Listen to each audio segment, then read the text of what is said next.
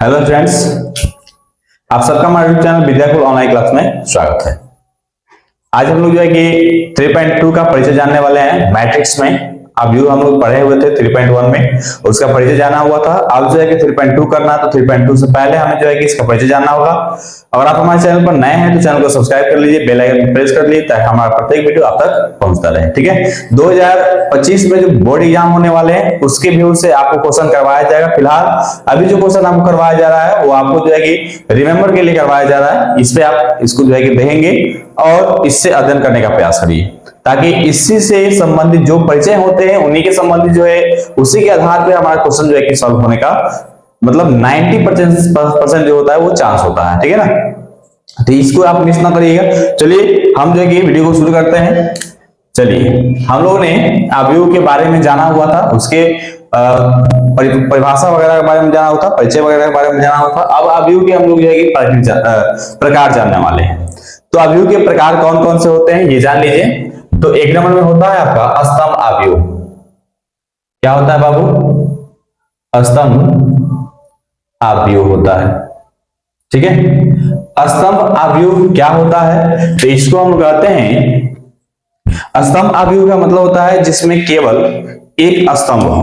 क्या हो बाबू? जिसमें केवल एक ही स्तंभ होता है उसे हम लोग है कि स्तंभ अवयव के नाम से जानते हैं। ठीक है, चलिए यहां पर हमने जिसमें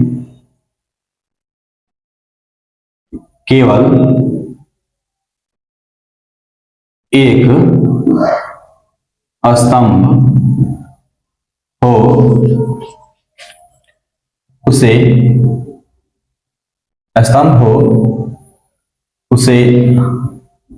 स्तंभ अवयव कहते हैं। क्या कहेंगे बाबू? स्तंभ अवयव कहते हैं। ठीक है, चलिए मतलब जिसमें केवल एक स्तंभ बनता हो वह स्तंभ अवयव होगा। कैसे? तो यहां पे देख लेंगे हम लोग। जैसे में अगर हमारे पास 2 5 दिया हुआ है, ठीक है ना, 2 5 दिया हुआ है, तो देखिए पंक्ति इसका एक और दूसरा पंक्ति बन रहा है, लेकिन स्तंभ जो है एक ही बन रहा है। तो ये कितना होगा बाबू? 2 गुणे इसको हम 1 लिख सकते हैं।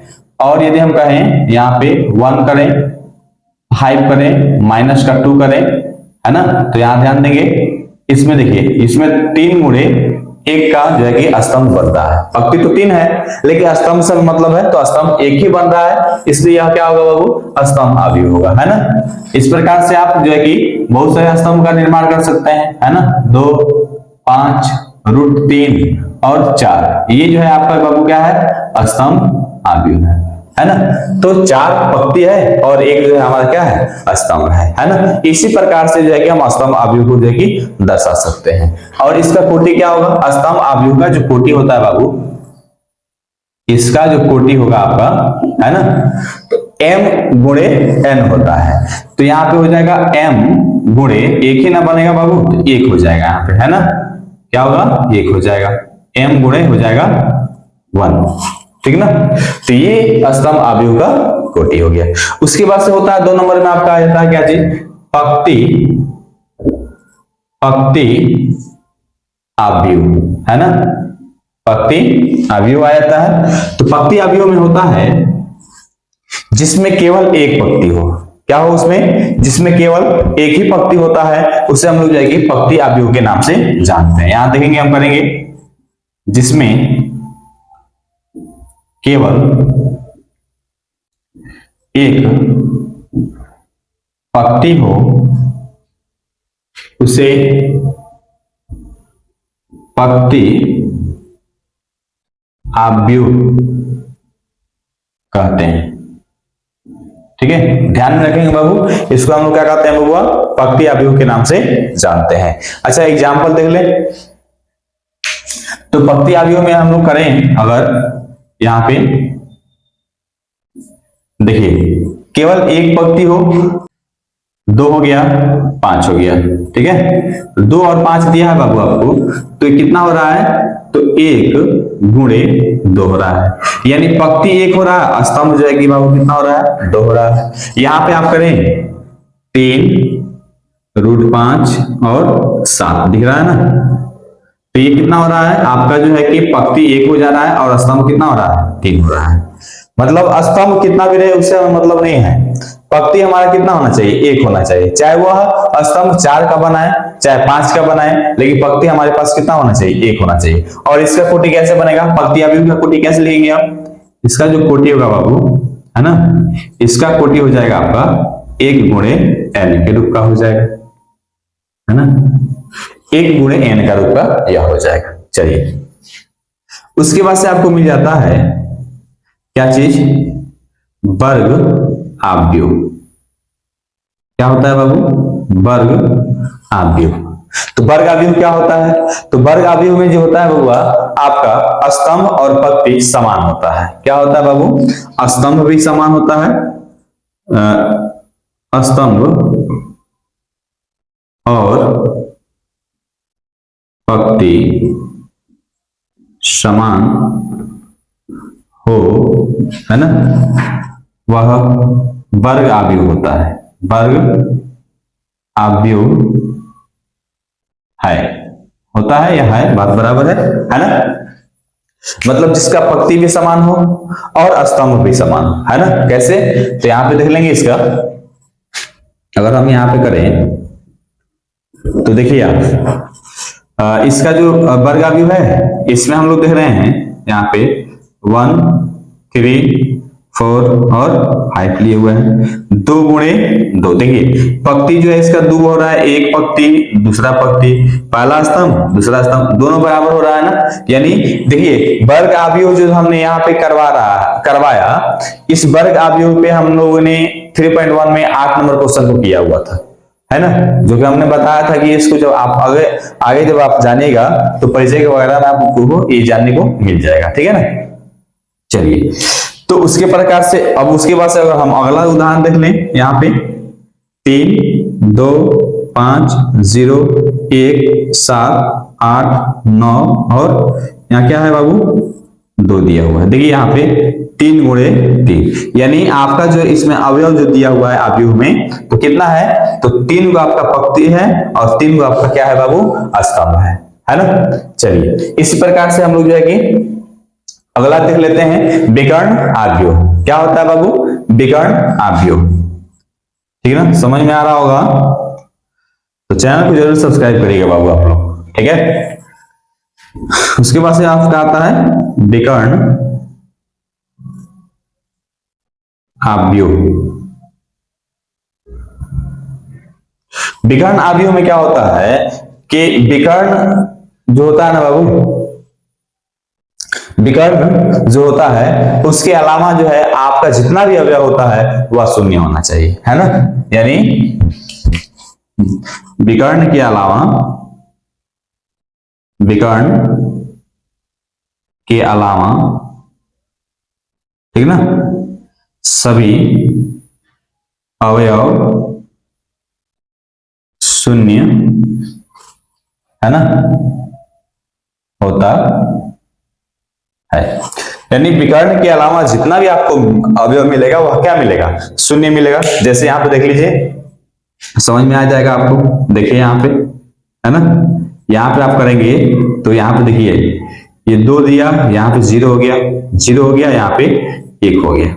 देखिए यहाँ विकर्ण आपको देखना है, ये जो है विकर्ण है आपका, ये जो आपको विकर्ण के अलावा, विकर्ण कभी भी ऐसे बनता है, विकर्ण कभी भी आपका जो है इसी मतलब ऐसे बनेगा, विकर्ण कभी बनेगा ऐसा, उसके अलावा जो अवयव होते हैं यानी इनके अलावा जो अवयव दिखाई दे रहा है वह क्या होना चाहिए, शून्य होना चाहिए, ठीक है। अगर तीसरी पंक्ति में हम चलें, तीसरी पंक्ति और तीसरे स्तंभ में चलें तो देखिए यहाँ पे 3 हो गया, 0 हो गया, 0 हो गया, 0 7 0 0 0 और यहाँ पे हम 8 कर लें, ठीक है। तो यहाँ पे ध्यान देंगे, यहाँ पर भी वही बात आ रही है, विकर्ण को छोड़ करके, इसमें विकर्ण को छोड़ करके, ठीक ना, बाकी सभी अवयव जो है क्या है बाबू, शून्य है।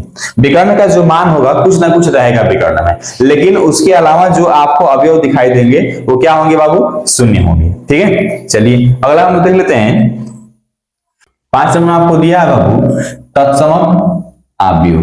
क्या है बाबू, तो तत्समक, है ना, आव्यूह है, ठीक है। तत्समक अवयव क्या होता है? तो तत्समक अवयव वह अवयव होता है जिसके वह विकर्ण वह आव्यूह जिसके सभी विकर्ण एक, है ना, एक हो, तत्समक अवयव कहलाता है। कितना कहलाता है बाबू? एक हो जाए तो समझ लिए कि वह क्या है बाबू, आपका तत्समक अवयव है। जैसे आप कर लें यहाँ पे, जैसे अगर हम करें, ठीक है, तो एक 0 0 और 1 होगा यहाँ पे, है ना, ये 2 गुणे 2 का पेड़ बन रहा है। तो तत्समक अवयव को जो है हम, अगर ये 2 गुणे 2 का पेड़ बना है तो इसको हम लोग I2 के द्वारा प्रदर्शित करेंगे। किसके द्वारा प्रदर्शित करेंगे बबुआ? I2 के द्वारा प्रदर्शित करेंगे, है ना। और इसके विकर्ण क्या होंगे? 1 होंगे। बाकी अवयव क्या होंगे? 0 होंगे। चलिए अगला देख लें। अगर मान लीजिए हमारे पास 3 जो है कि अवयव दिया हो, 3 पंक्ति और 3 स्तंभ हो, तो क्या होगा? देखिए यहां पे, देखिए विकर्ण 1 हो रहा है, बाकी अवयव क्या हो रहा है? 0 हो रहा है, और 3 गुणे 3 का पेयर बन रहा है, तो इसको हम लोग जो है कि I3 के द्वारा प्रदर्शित करते हैं। ठीक है ना। इस प्रकार से जो है कि हम अवयव को जानते हैं और इस प्रकार से इसको हम लोग जो है कि पढ़ते हैं। ठीक है, ठीक है।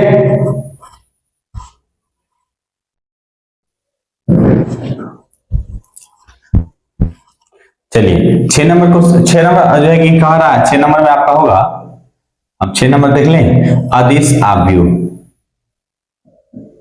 अदिश अवयव, है ना। अदिश अवयव क्या होता है? तो जिसके सभी विकर्ण जो होंगे ना समान होंगे, है ना। सभी विकर्ण क्या होंगे? समान होंगे, यानी वह अवयव जिसके सभी विकर्ण समान हो, है ना। क्या हो बाबू? इसमें समान होना चाहिए, है ना। तो जब समान हो जाएगा तो वह अदिश अवयव हो जाएगा, है ना। जैसे देख लेंगे हम यहाँ पे कि यहाँ पे 3 लिया गया, 0 हो गया, और यहाँ पे 0 है, यहाँ पे 3 है। मतलब यहाँ पे कोई भी मान अंक रखा जा सकता है, विकर्ण में कोई भी मतलब जो कि अंक को रखा जा सकता है, लेकिन वह विकर्ण जो होना चाहिए क्या होना चाहिए? तो एक समान होना चाहिए, एक ही अंक होना चाहिए। जैसे 3 है तो 3 ही होना चाहिए। तो ये आपका 2 गुणे 2 का जो है कि अवयव बनेगा, है ना। यहां हो जाएगा आपको, और हम यहाँ पे 5 लें, 0 0 0 होगा, 5 होगा, 0 होगा, 0 0, और देखिए इनके विकर्ण समान है, बाकी अवयव 0 हो जाए, है ना। तो इस प्रकार के अवयव को हम लोग क्या कहते हैं? अदिश अवयव के नाम से जानते हैं। ठीक है ना। चलिए अगला देख लेते हैं हम लोग। लास्ट हो जाता है आपका इसमें शून्य अवयव। क्या होता है बाबू? शून्य अवयव।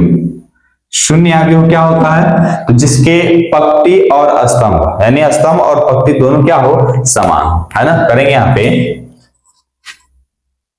जिसके स्तंभ और पंक्ति समान नहीं हो, हमने वहां पे उल्टा बोलते, समान ना हो करके वहां 0 हो, जिसके स्तंभ और पंक्ति क्या हो बाबू? 0 हो, तब जाकर के वह शून्य अवयव कहलाता है। ठीक है ना। मिस्टेकिंग होगा थोड़ा सा, कोई बात नहीं। यहां हम लोग कर लेंगे, यहाँ पे शून्य अवयव बनाइए, 0 0 0 0। ठीक है, 2 गुणे 2 हो गया। अगला करें, 0 0 0 0 0 0 0 0 0, है ना। 3 गुणे 3 का पेयर बन रहा है, 3 गुणे 3 का पेयर बन रहा है। तो इनके अवयव जितने भी आ रहे हैं बाबू क्या हो रहे हैं? तो 0 हो रहा है। अवयव इनके जितने भी बन रहे हैं माने वो सब क्या है? 0 होगा। तो शून्य अवयव को हम लोग क्या कहते हैं? शून्य अवयव होगा, है ना।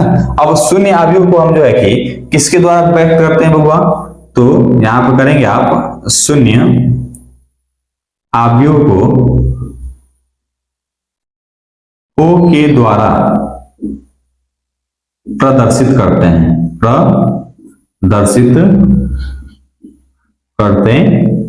ये ध्यान रखिएगा कि शून्य अवयव को जो है कि हम ओ के द्वारा प्रदर्शित करते हैं। इसके बाद से अब मिल जाएगा बाबू आपको संक्रियाएं करनी होगी, तो संक्रियाओं को में ही आपको मिलेगा जोड़, घटाव और गुणा। तो अवयव का जोड़ मिलेगा, अवयव का घटाव मिलेगा और अवयव का जो है कि गुणा मिलेगा। तो ये 3.2 हम लोग जो है कि कल वाले क्लास में करेंगे। आज के लिए इतना ही, आप इसको रिवीजन कर लीजिए। आज के लिए इतना ही है, 17 में है। आप जो है कि चैनल को सब्सक्राइब नहीं किया है तो सब्सक्राइब कर लीजिए और बेल आइकन को प्रेस कर लीजिए ताकि हमारा प्रत्येक वीडियो आप तक पहुंचता रहे, और अपने दोस्त मित्रों के पास भी इसे शेयर करिए। ठीक है, जय हिंद, जय Bihar. Like, comments, share, subscribe. Thanks for watching.